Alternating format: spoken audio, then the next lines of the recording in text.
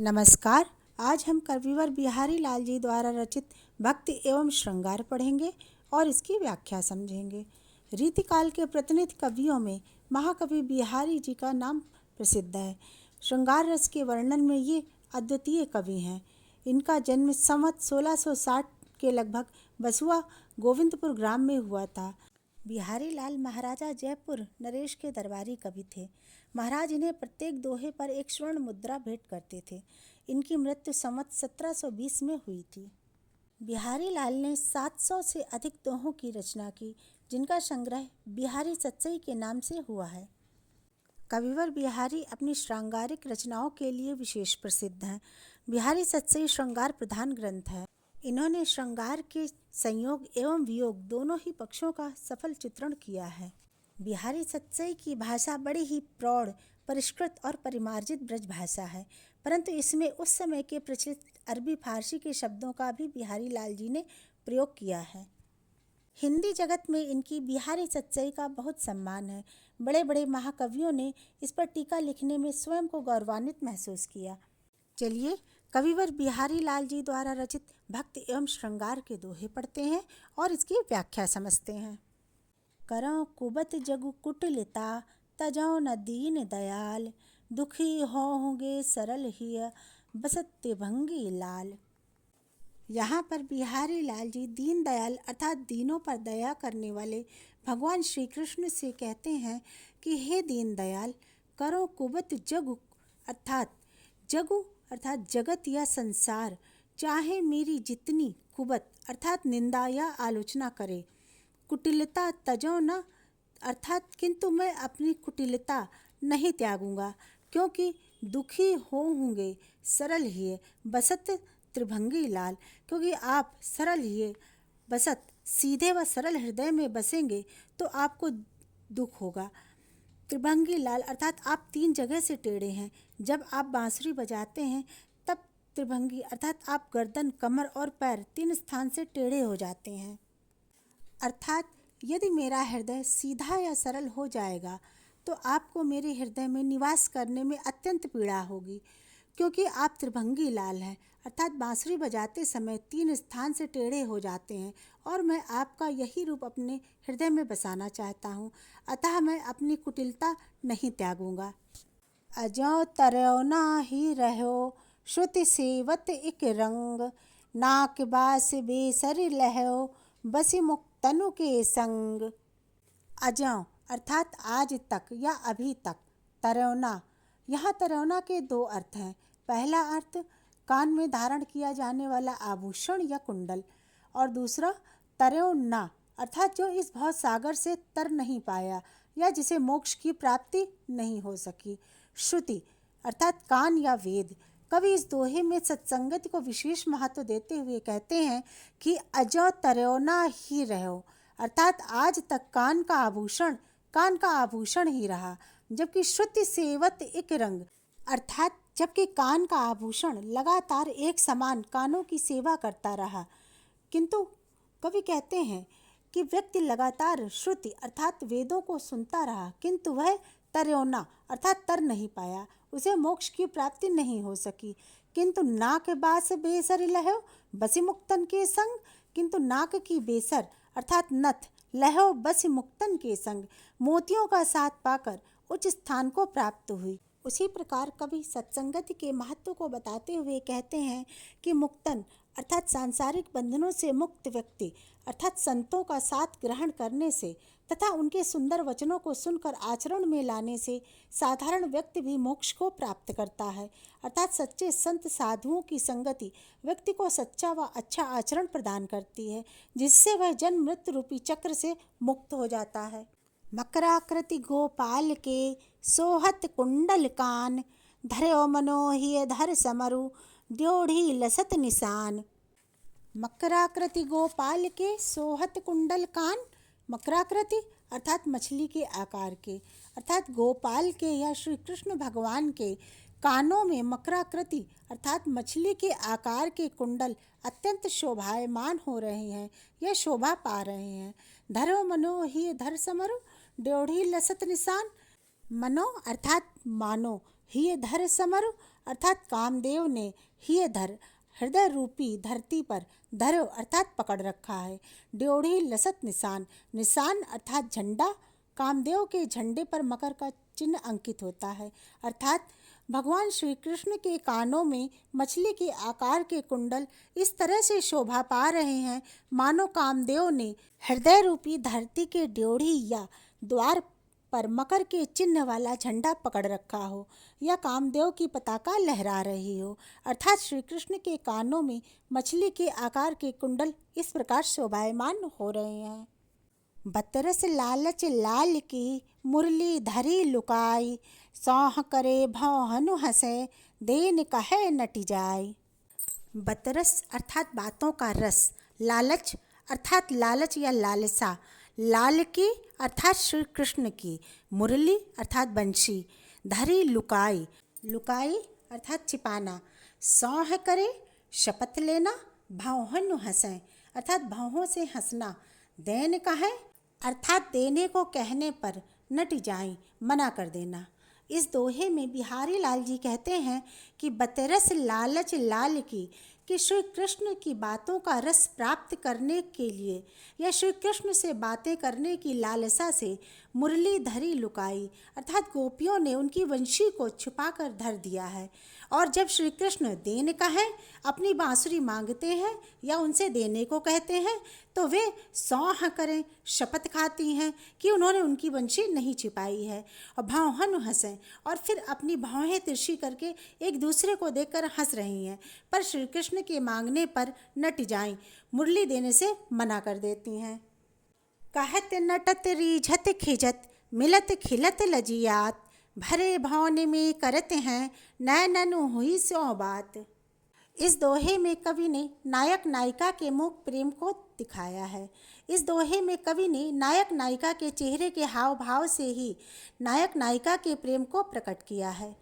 कहत नटत अर्थात नायक के आपस में मिलने की बात कहने पर नटत अर्थात नायिका मिलने से इनकार कर देती है या मना कर देती है।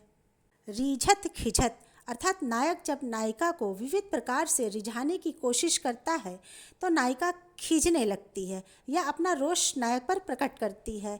मिलत खिलत किंतु जैसे ही दोनों के नेत्र प्रेम से मिलते हैं दोनों के चेहरे खिल जाते हैं। लजियात फिर नायिका लज्जा से भर जाती है या लजा जाती है। इस प्रकार भरे भौन में करते हैं और इस प्रकार भरे भवन अर्थात बहुत लोगों की उपस्थिति में या भरे पूरे परिवार में नायक और नायिका नैनन ही सो बात अपने अपने नेत्रों या आँखों द्वारा ही आपस में बातें कर लेते हैं।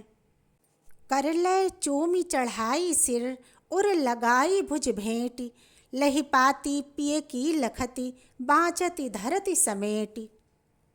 कर लय हाथ में लेना, चूमी चढ़ाई सिर अर्थात चूम कर सिर पर रखना या मस्तक पर छुआना, उर लगाई भुजाओं में भरना या हृदय से लगाना, भुज भेंट अपनी भुजाओं में से भेंटना, लही पाती पिए की लखती अर्थात अपने प्रियतम के द्वारा लिखी गए पत्र को बड़े प्रेम पूर्वक देखना, बाँचती अर्थात पत्र को पढ़ना, धरती समेट फिर उसे संभाल कर रख देना।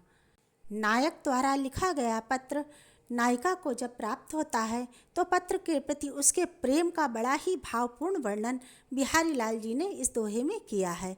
कवि कहते हैं कि नायिका नायक द्वारा लिखे गए पत्र को कर ले अर्थात अत्यंत प्रेम पूर्वक अपने हाथों में लेती है, चूमी चढ़ाई सिर फिर अपने प्रिय द्वारा लिखे गए पत्र को चूम कर अपने माथे से लगाती है या सिर से लगाती है। उर लगाई अर्थात फिर अपने हृदय से लगाकर भुज भेंट अर्थात अपनी बाहों में भर लेती है या अपनी भुजाओं में समेट लेती है। लही पाती पिए की लखती अर्थात नायिका अपने प्रियतम द्वारा लिखी गई पाती अर्थात पत्र को अत्यंत प्रेम पूर्वक निहारती है, देखती है, बाँचती और उस पत्र को पढ़कर धरती समेटे और उस पत्र को पढ़कर बड़े प्रेम पूर्वक तहाकर या समेट कर रख देती है। अंग अंग नग जगमगत दीप सिखासी देह, दिया बढ़ाए हूँ रहे बड़ो उजियारो गेह। अंग अंग नग जगमगत अर्थात यहाँ पर कवि विविध प्रकार के रत्न व आभूषणों से सज्जित नायिका का वर्णन करते हुए कहते हैं कि नायिका के अंग अंग पर नग अर्थात रत्न व आभूषण इस प्रकार जगमगा रहे हैं या प्रकाशित हो रहे हैं। दीप शिखा सी देह, सी देह मानो उसका शरीर, दीप शिखा अर्थात दीपक की शिखा या लौ के समान उसका शरीर जगमगा रहा है या प्रकाशित हो रहा है। दिया बढ़ाए हो रहे अर्थात दिया बुझा देने पर भी बड़ो उजियारो गेह, गेह अर्थात घर, घर में बड़ो उजियारो अर्थात उजाला हो रहा है। अर्थात दीपक के बुझा देने के बाद भी नायिका के द्वारा पहने गए रत्न व आभूषणों की चमक से घर में उजाला हो रहा है। सहज सेत पंच तोरिया पहिरत अति छवि होती, जल चादर के दीप लौ जगमगाती तन ज्योति। सहज सेज पंच तोरिया अर्थात 5 तोले की हल्की रेशम की बहुत महीन श्वेत झीनी साड़ी सहज रूप से पहिरत अति छवि होते पहने हुए या धारण किए हुए राधा रानी की छवि ऐसी शोभायमान हो रही है या राधा रानी की आभा ऐसी प्रतीत हो रही है जैसे जल चादर के दीप लौ। जल चादर अर्थात ऐसा प्रतीत होता है मानो जल की झीनी या महीन धाराओं के पीछे दीप लौ अर्थात दीपक की ज्योति की तरह जगमगाती तन ज्योति, राधा जी के तन की आभा जगमगा रही है। कंज नयनी मंजनु किए बैठी ब्योरती बार, कछ अंगुरी बिच दीठ दय चित्तवती नंद कुमार। कंज नयनी अर्थात कमल के नेत्रों के समान, जिनके नेत्र कमल के समान हैं वो राधा रानी मंजन किए अर्थात सुबह सवेरे या प्रातःकाल स्नान करके बैठी ब्योरती बार बैठे हुए अपने बालों को सुलझा रही हैं। कच अंगुरी बिच, कच अर्थात अपने बालों के, अंगुरी बिच अर्थात बीच में अपनी उंगलियों से दीठ दय जगह बनाती हुई चित्तवती नंद कुमार, नंद कुमार अर्थात नंद जी के पुत्र श्री कृष्ण को देख रही हैं। औंधाई सी सुलखी बिरह बरन बिललात, बिचही सूखी गुलाब गौ छीटो छुई नगात।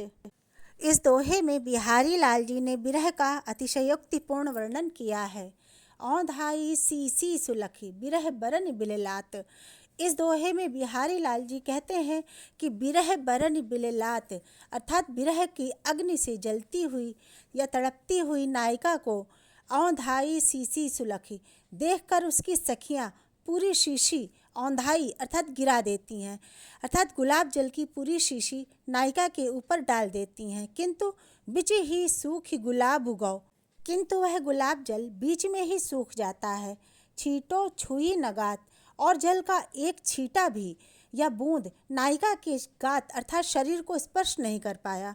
अर्थात नायिका का शरीर विरह अग्नि से इस तरह जल रहा था कि उसके तन की तपन की तीव्रता ने गुलाब जल को बीच में ही सोख लिया और इस जल की एक भी बूंद नायिका के तन पर नहीं पड़ सकी। करी विरह ऐसी तऊ गैल न छाड़तु नीचू, दीने हूँ चश्मा चखनु चाहे लहे न मीचू।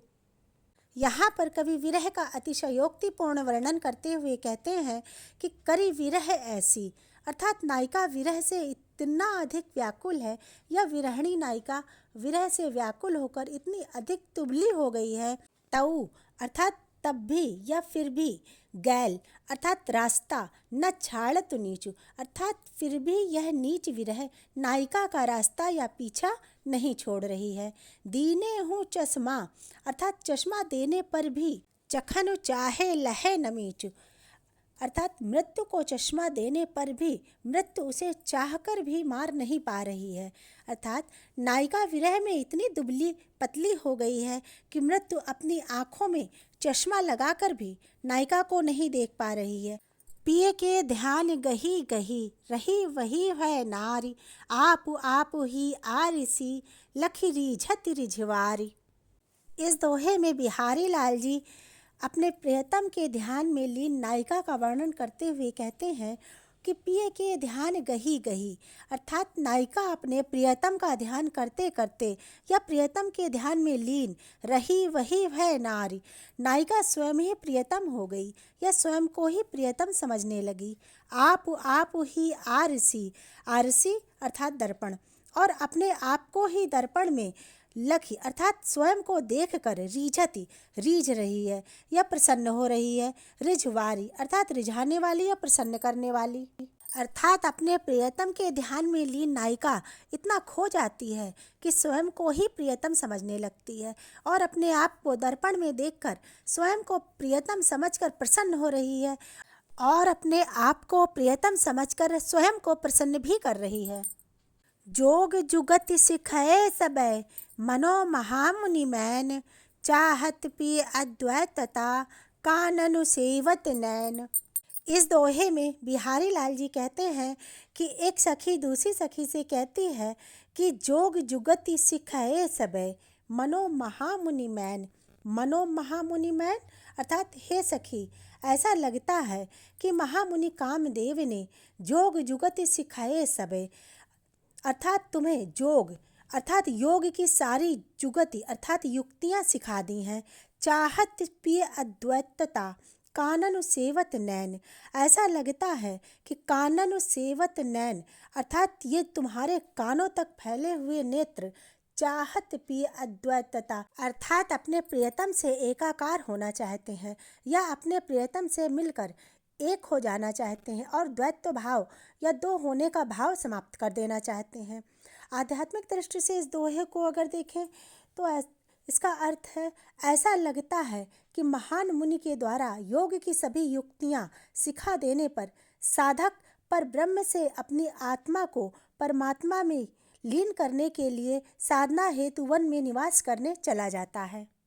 मोड़ चढ़ायो रहे पर्यो पीठ कछ भारू, रहे गरे परि राखिबो तौ हिय पर हारू। यहाँ पर बिहारी लाल जी अयोग्य व्यक्ति की तुलना बालों तथा योग्य व्यक्ति की तुलना हार से करते हुए कहते हैं कि मूड़ चढ़ायो रहे पर्यो पीठ कछ भारू, पर्यो पीठ कछ भारू।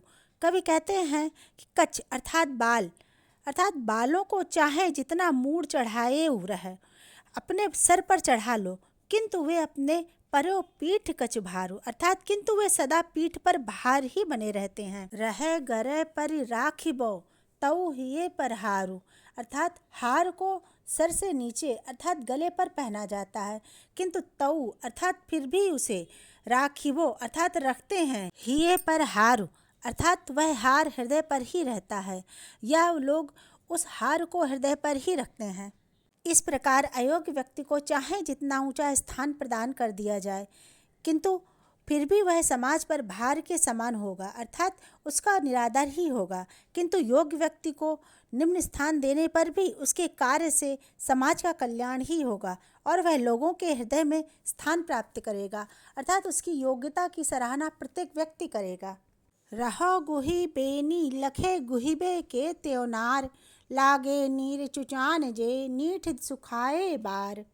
इस दोहे में नायक द्वारा नायिका की चोटी बनाने के तरीके को देखकर नायिका कहती है कि रहो अर्थात रहने दो, गुही बेनी चोटी गुहना, लखे गुहिबे के त्योनार, त्योनार अर्थात ढंग या तरीका, तुम्हारे चोटी गुहने के ढंग को देख लिया अर्थात नायिका नायक से कहती है तुम मेरी चोटी गुहना बंद करो क्योंकि मैंने तुम्हारे चोटी गुहने के तरीके को देख लिया है। लागे नीर चुचान, नीर अर्थात जल, चुचान अर्थात टपकना, अर्थात मेरी चोटी गूंथने पर तुम्हें इतनी मेहनत पड़ रही है कि तुम्हारे माथे से टपकने वाले पसीने से जे नीठ सुखाए बार, बहुत मेहनत से सुखाए गए ये मेरे बाल फिर से भीग गए। अगर आपको मेरा यह वीडियो पसंद आया हो तो कृपया लाइक करें, शेयर करें, सब्सक्राइब करें और बेल बटन पर क्लिक अवश्य करें। धन्यवाद।